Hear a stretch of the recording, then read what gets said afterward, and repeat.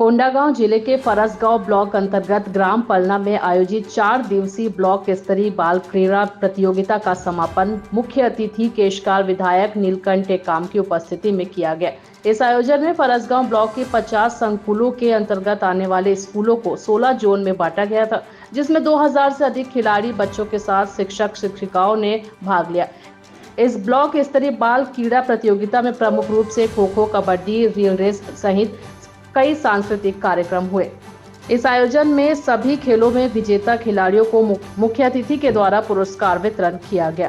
कोंडागांव से रामकुमार भारद्वाज की रिपोर्ट। ग्रामीण खेलकूद बस्तर की संस्कृति का एक अभिन्न अंग है।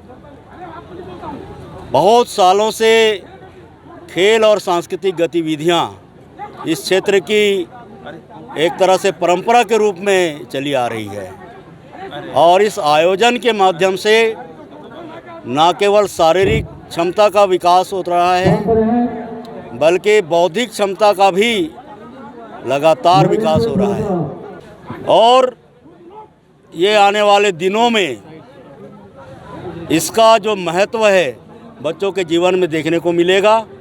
उनके पर्सनालिटी का जो डेवलपमेंट होगा उसमें इस आयोजन का अभिन्न हिस्सा रहेगा। दूसरा, क्योंकि ये लोगों के सहयोग से और स्कूल की जो स्थानीय निधि है उसके माध्यम से इसका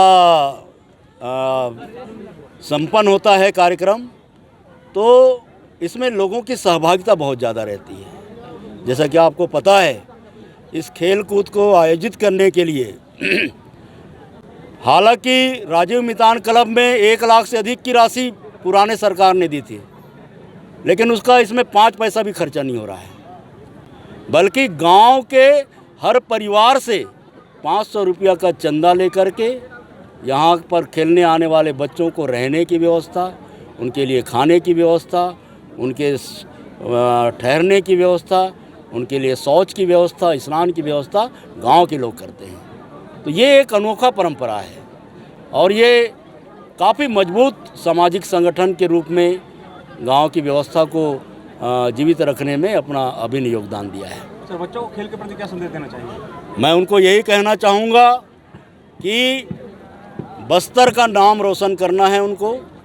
बस्तर की जो जल जंगल और ज़मीन है उसकी रक्षा करनी है उनको और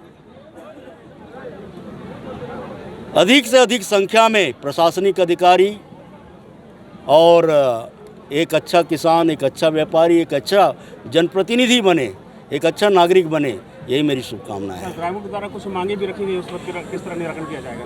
इस क्षेत्र में अभी भी कई गांव ऐसे हैं जो वर्ष भर कनेक्टिविटी की प्रॉब्लम से जूझते रहते हैं। उन सारे मांगों की जानकारी पहले से ही है। उन गाँवों को पुल पुलियों से और सड़कों से जोड़ना हमारी प्राथमिकता रहेगी। भारतीय जनता पार्टी की सरकार फिर से आकर के अब ग्रामीण विकास के बारे में नए सिरे से अपनी रणनीति बना करके काम कर रही है, तो निश्चित तौर पर ये मांग जो है वो पूरी हो जाएगी।